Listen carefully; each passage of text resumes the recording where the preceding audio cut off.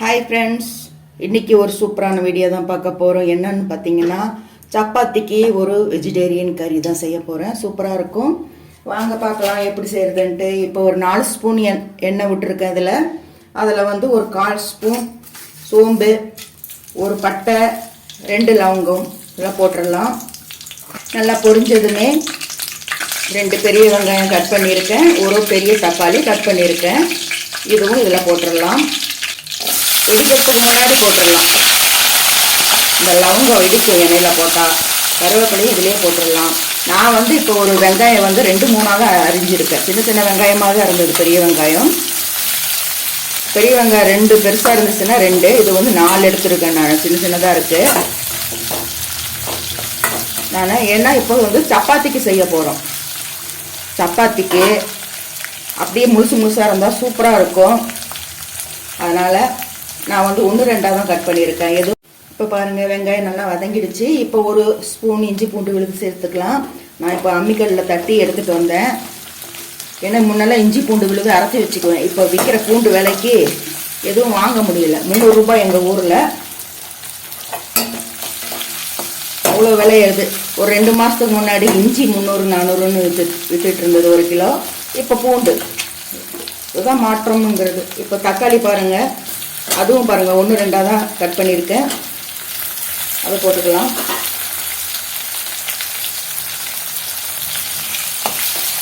இது கொஞ்சம் நேரம் நல்லா வதங்கட்டும், பச்சை வாசனை போகிற வரைக்கும். இப்போ பாருங்கள், 2 குடமிளகா, அதையும் வந்து 1-2 தான் கட் பண்ணியிருக்கேன். நல்லா கியூபாக அந்த மாதிரி இருக்கிற மாதிரி கட் பண்ணியிருக்கேன். இதையும் போட்டு கொஞ்சம் நேரம் வேகட்டும். குடமிளகா ரொம்ப கலர் மாறுற அளவுக்கு வேக வைக்க வேண்டாம், அது நல்லா இருக்காது. இது கொஞ்சம் நேரம் வேகட்டும்.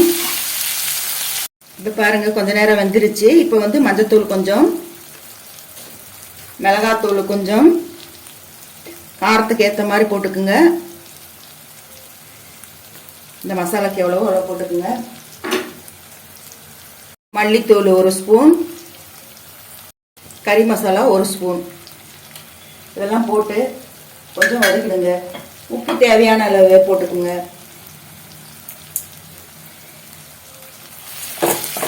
இஞ்சி பூண்டு அம்மியில் தட்டி போட்டோம்னால அப்படியே கொஞ்சம் அடியில் ஒட்டுது. இந்த இஞ்சி பூண்டு ஒரு மாதிரி திப்பியாக இருந்தால் தான் இந்த மாதிரி பிடிக்கும். நான் இத்தனைக்கு சிம்மில் தான் வச்சுருக்கேன். இப்போ பாருங்கள், வெந்துரு. குடமிளகா கொஞ்சம் 5 நிமிஷத்துல வெந்துடும்.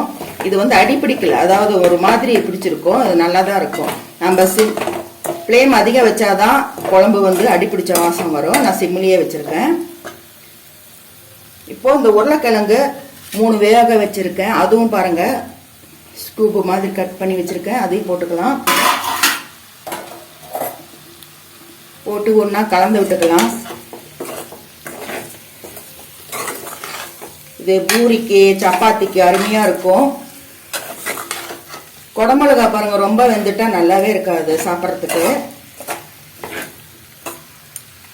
1 நிமிஷம் இருக்கட்டும். இப்போ பாருங்கள், ஒரு 2 ஸ்பூன் கடலை மாவு எடுத்து கலக்கி வச்சுருக்கேன். அது ஒரு தண்ணி மாதிரி கலக்கி ஊற்றிக்கலாம். ஏன்னா கொஞ்சம் கெட்டி வர வரைக்கும் கொதிக்கணும். இன்னும் கூட கொஞ்சம் தண்ணி ஊற்றிக்கலாம். இன்னும் பாருங்கள், இன்னும் கொஞ்சம் தண்ணி விட்டுக்கிறேன். ஏன்னா கொஞ்சம் நேரம் கொதித்து கொஞ்சம் கெட்டி ஆகட்டும். மசாலாலாம் அப்போ தான் பிடிக்கும். அருமையான உருளைக்கிழங்கு கறி ரெடி ஆகிட்டுருக்கு. கொஞ்சம் நேரம் கொதிக்கட்டும், அதுக்கப்புறம் பார்க்கலாம். பாருங்கள், எல்லாம் கடலை மாவு எல்லாம் ஊற்றி பச்சை வாசனையெல்லாம் போயிடுச்சு. இப்போ அருமையான உருளைக்கிழங்கு குடமிளகா கிரேவி ரெடி ஆகிடுச்சு. இது சப்பாத்திக்கு பூரிக்கு எல்லாமே நல்லாயிருக்கும். இப்போ மேலே கொஞ்சம் கொத்தமல்லி தழை தூவி இறக்கிடலாம். இப்போ அடுத்தது சப்பாத்தி சுட்டுக்கலாம். சப்பாத்தி சுட்டு எடுத்துக்கலாம். நான் வந்து இந்த கல் நல்லா காஞ்சிருச்சு. இப்போ வந்து சப்பாத்தி போட்டிருக்கேன். எங்கள் வீட்டில் சப்பாத்தின்னா எல்லாத்துக்கும் ரொம்ப இஷ்டம். நான் இந்த தோசைக்கல் வைக்கும் போதெல்லாம் எல்லாத்துக்கும் சொல்கிற, அன்பு சகோதரிகளுக்கு சொல்கிறது ஒரே வார்த்தை என்னன்னா, இந்த மாதிரி தோசைக்கல் வாங்காதீங்கன்னு தான். ஏன்னா பாருங்கள், நம்ம இந்த அளவுக்கு அது பெரிய கல், இது சுற்றிலும் இவ்வளோ இடம் வேஸ்ட்டாக போகுது. அதே மாதிரி நம்ம இந்த அளவுக்கு ஊற்றினாலும் அது வேகாது. சும்மா ஒரு ரோஸ்ட் மாதிரி தோசை சுட்டால் மட்டும்தான் அதுக்கு வந்து வேகும். ஆனால் அது வர்றதில்லை. நான் மெயினாக இது வந்து மீன் பொரிக்கிறதுக்காக தான் இந்த தோசைக்கல் வாங்கினேன். கடைசியாக தான் தெரிஞ்சது அது கொஞ்சம் குழியாக வாங்கியிருக்கணுமேன்ட்டு. ஏற்கனவே குழியாக இருந்தது, அது சரியாக வரலன்ட்டு அதை போட்டு இது வாங்கினேன். இது விலையும் ஜாஸ்தி. தேவையில்லாமல் இவ்வளோ பெருசு வாங்கிட்டு கை சுடுது, இடம் பத்த மாட்டேங்குது, இவ்வளோ பிரச்சனை வருது. யாருமே இந்த மாதிரி பெரிய தோசைக்கல், நமக்கு வேண்டியது இந்த அளவு தான், அதுவே போதும். நம்ம வந்து சப்பாத்தி சுட்டுறதுக்கு சுட்டா தோசை வர மாட்டேங்குது, தோசை சுட்டா சப்பாத்தி வராது. மறுபடியும் கழுவிட்டு யூஸ் பண்ணால் மட்டும்தான் வருது. அதனால தான் சொல்கிறேன், நீங்கள் பெரிய தோசைக்கல்லாம் வாங்காதீங்க. அது கடைக்கு மட்டும்தான் யூஸ் ஆகும், வீட்டுக்கு யூஸ் ஆகாது. அவ்வளோதான் ஃப்ரெண்ட்ஸ். இப்போ பாருங்கள், நம்ம சப்பாத்தி ரெடி ஆகிடுச்சு, குருமா ரெடி ஆகிடுச்சு. நான் ஏன் ஒவ்வொரு தடவை இந்த தோசைக்கல்லை வைக்கும்போது சொல்கிறேன்னா, தொடர்ந்து பார்க்குறவங்களுக்கு தெரிஞ்சிருக்கும் நான் இந்த தோசைக்கல்லை வைக்கும்போதெல்லாம் இதையே சொல்கிறேன்ட்டு. ஆனால் புதுசாக பார்க்குற சகோதரிகளுக்கு ஒரு டிப்ஸாக இருக்கும்ல, அதனால் இவ்வளோ பெரிய தோசைக்கல் தேவையில்லை, நமக்கு சின்னதாக இருந்தாலே போதும். அதுதான் நமக்கு யூஸ் ஆகும். புளியாக இருக்கிறது வாங்கிக்கிங்க, அப்போ தான் அந்த மீன் தோசைக்கல் மீன் சொல்கிறோம் இல்லையா, அதெல்லாம் போடுறதுக்கு யூஸ் ஆகும். இப்போ சப்பாத்தி சுட்டு எடுத்தாச்சு.